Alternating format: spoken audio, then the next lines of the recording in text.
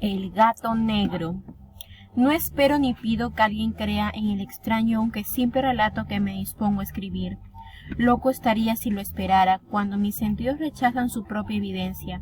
Pero no estoy loco y sé muy bien que esto no es un sueño. Mañana voy a morir y quisiera aliviar hoy mi alma.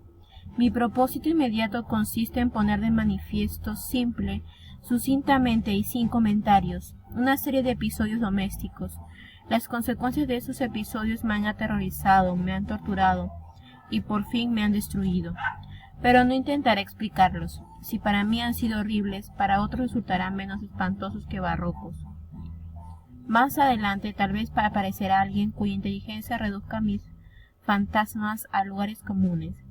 Una inteligencia más serena, más lógica y mucho menos excitable que la mía, capaz de ver en las circunstancias que temerosamente describiré una vulgar sucesión de causas y efectos naturales. Desde la infancia me destaqué por la docilidad y bondad de mi carácter. La ternura que abrigaba mi corazón era tan grande que llegaba a convertirme en objeto de burla para mis compañeros. Me gustaba especialmente en los animales y mis padres me permitían tener una gran variedad. Pasaba a su lado la mayor parte del tiempo y jamás me sentía más feliz que cuando les daba de comer y los acariciaba. Este rasgo de mi carácter creció conmigo y cuando llegué a la virilidad se convirtió en una de mis principales fuentes de placer. Aquellos que alguna vez han experimentado cariño hacia un perro fiel y sagaz no necesitan que me molesten explicarles la naturaleza o la intensidad de la retribución que recibía. Hay algo en generoso y abnegado amor de un animal que llega directamente al corazón de aquel que con frecuencia ha probado la falsa amistad y la frágil fidelidad del hombre. Me casé joven y tuve la alegría de que mi esposa compartiera mis preferencias. Al observar mi gusto por los animales domésticos, no perdí oportunidad de procurarme los más agradables de entre ellos. Teníamos pájaros, peces de colores, un hermoso perro, conejos, un monito y un gato. Este último era un animal de notable tamaño y hermosura, completamente negro y de una sagacidad asombrosa. Al referirse a su inteligencia, mi mujer, que en el fondo era no poco supersticiosa, aludía con frecuencia a la antigua creencia popular de que todos los gatos negros son brujas metamorfoseadas. No quiero decir que la creyera seriamente, y solo menciono la cosa porque acabo de recordarla. Plutón, tal era el nombre del gato, se había convertido en mi favorito y mi camarada. Solo yo le daba de comer y él me seguía por todas partes en casa. Me costaba mucho impedir que anduviera tras de mí en la calle.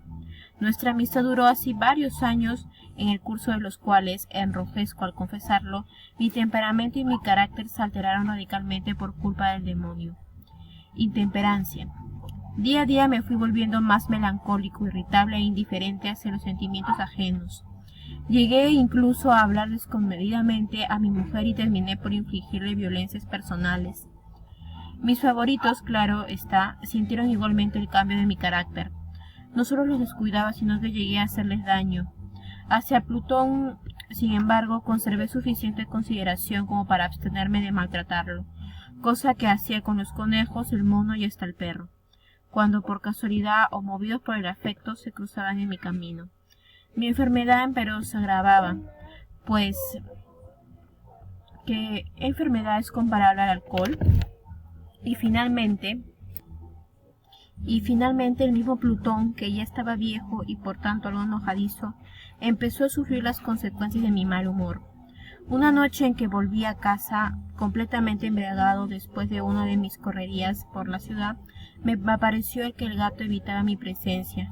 Lo alcé en brazos, pero asustado por mi violencia me mordió ligeramente en la mano. Al punto se apoderó de mí una furia demoníaca y ya no supe lo que hacía. Fue como si la raíz de mi alma se separara de golpe de mi cuerpo.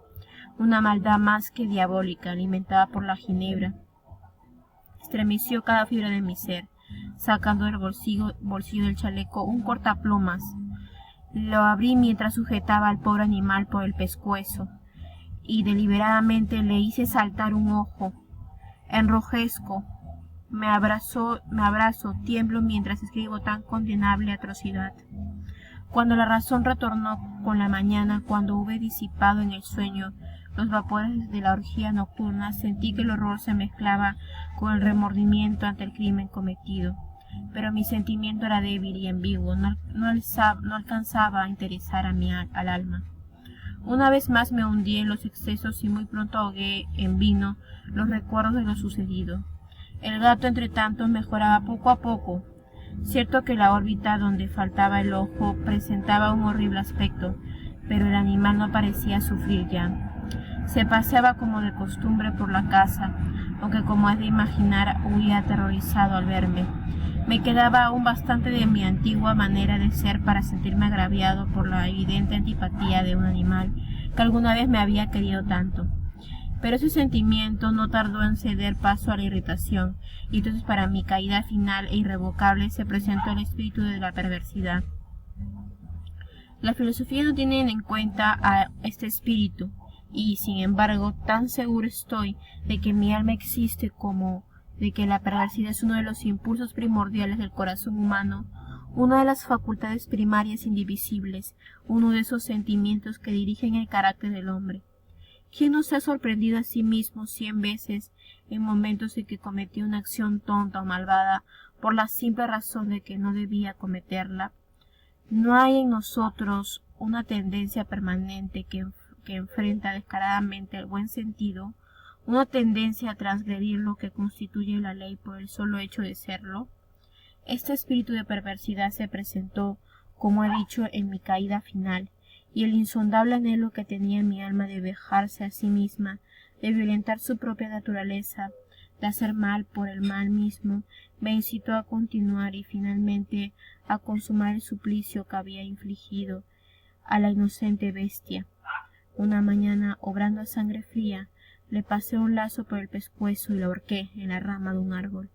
Lo ahorqué mientras las lágrimas manaban de mis ojos y el más amargo remordimiento me apretaba el corazón. Lo ahorqué porque recordaba que me había querido y porque estaba seguro de que no me había dado motivo para matarlo.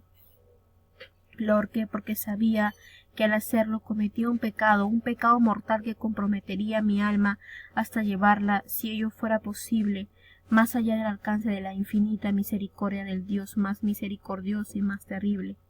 La noche de aquel mismo día en que cometí tan cruel acción me despertaron gritos de incendio.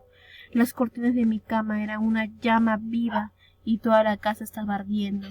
Con gran dificultad pudimos escapar de la conflagración, mi mujer, un sirviente y yo. Todo quedó destruido, mis bienes terrenales se perdieron, y desde ese momento tuve que resignarme a la desesperanza.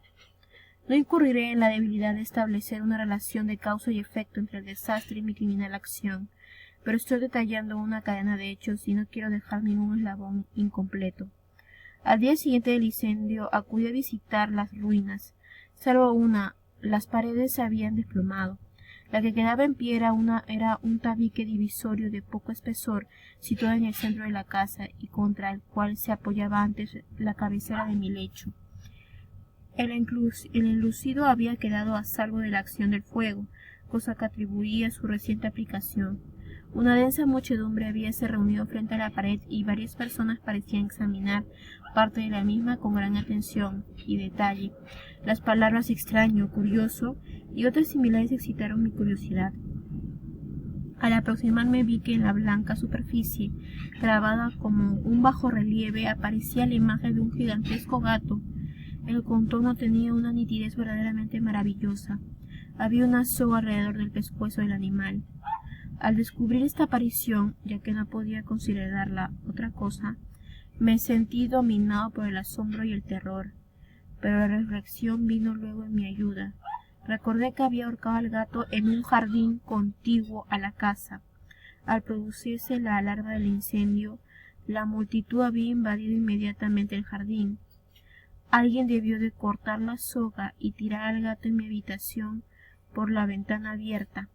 Sin duda había tratado de despertarme en esa forma. Probablemente la caída de las paredes comprimió a la víctima de mi crueldad contra el enlucido recién aplicado, cuya cal, junto con la acción de las llamas y el amoníaco del cadáver, produjo la imagen que acababa de ver. Si bien esta forma quedó satisfecha mi razón, ya que no mi conciencia sobre el extraño episodio. Lo ocurrido impresionó profundamente mi imaginación. Durante muchos meses no pude librarme del fantasma del gato, y en todo ese tiempo dominó mi espíritu un sentimiento informe que se parecía, sin serlo, al remordimiento. Llegué al punto de lamentar la pérdida del animal y buscar en los viles antros que habitualmente frecuentaba algún otro de la misma especie y apariencia que pudiera ocupar su lugar. Una noche en que, borracho a medias, me hallaba en una taberna más que infame, reclamó mi atención algo negro posado sobre uno de los enormes toneles de Ginebra que constituían el principal moblaje del lugar. Durante algunos minutos había estado mirando dicho tonel y me había sorprendido no haber advertido antes la presencia de la mancha negra en lo alto. Me aproximé y le toqué con la mano. Era un gato negro muy grande, tan grande como Plutón y absolutamente igual a este. Salvo un detalle, Plutón no tenía el menor pelo blanco en el cuerpo, mientras este gato mostraba una vasta, aunque indefinida mancha blanca que le cubría casi todo el pecho. Al sentirse acariciado se enderezó prontamente, ronroneando con fuerza. Se frotó contra mi mano y pareció encantado de mis atenciones. Acababa pues de encontrar el animal que precisamente andaba buscando. De inmediato propuse su compra al tabernero, pero me contestó que el animal no era suyo y que jamás lo había visto antes, ni sabía nada de él. Continuó acariciándolo el gato, y cuando me disponía a volver a casa, el animal pareció dispuesto a acompañarme. Le permití que lo hiciera, deteniéndome una y otra vez para inclinarme y acariciarlo. Cuando estuvo en la casa, se acostumbró a ella de inmediato, y se convirtió en el gran favorito de mi mujer. Por mi parte, pronto sentí nacer en mí una antipatía hacia aquel animal. Era exactamente lo contrario de lo que había anticipado, pero, sin que pueda decir cómo ni por qué, su marcado cariño por mí me disgustaba y me fatigaba. Gradualmente el sentimiento de disgusto y fatiga creció hasta alcanzar la amargura del odio. Evitaba encontrarme con el animal. Un resto de vergüenza y el recuerdo de mi crueldad de antaño me vedaban maltratarlo. Durante algunas semanas me abstuve de pegarle o de hacerle víctima de cualquier violencia, pero gradualmente, muy gradualmente, llegué a mirarlo con inexpresable odio y a huir en silencio de su detestable presencia como si fuera una emanación de la peste. Lo que sin duda contribuyó a aumentar mi odio fue descubrir, a la mañana siguiente de haberlo traído a casa, que aquel gato, igual que Plutón, era tuerto. Esta circunstancia fue precisamente la que lo hizo más grato a mi mujer, quien, como ya dije, poseía en alto grado esos sentimientos humanitarios que alguna vez había sido mi rasgo distintivo y la fuente de mis placeres más simples y más puros. El cariño del gato por mí parecía aumentar en el mismo grado que mi aversión. Seguía mis pasos con una pertinencia que me costaría hacer entender al lector. Dondequiera que me sentara, venía a ovillarse bajo mi silla y saltaba a mis rodillas, prodigándome sus odiosas caricias. Si echaba a caminar, se metía entre mis pies, amenazando con hacerme caer, o bien clavaba sus largas y afiladas uñas en mis ropas para poder trepar hasta mi pecho. En esos momentos, aunque ansiaba aniquilarlo de un solo golpe, me sentía paralizado por el recuerdo de mi primer crimen, pero sobre todo quiero confesarlo ahora mismo, por un espantoso temor al animal. Aquel temor no era precisamente miedo de un mal físico, y sin embargo me sería imposible definirlo de otra manera. Me siento casi avergonzado de reconocer, si aún en esta celda de criminales me siento casi avergonzado de reconocer que el terror, el espanto que aquel animal me inspiraba era intensificado por una de las más insensatas quimeras que sería dada a concebir. Más de una vez mi mujer me había llamado la atención sobre la forma de la mancha blanca, de la cual ya he hablado, y que constituía la única diferencia entre el extraño animal y el que yo había matado. El lector recordará que esta mancha, aunque grande, me había parecido al principio de forma indefinida, pero gradualmente de manera tan imperceptible que mi razón luchó durante largo tiempo por rechazarla como fantástica, La mancha fue asumiendo un contorno de rigurosa precisión. Representaba ahora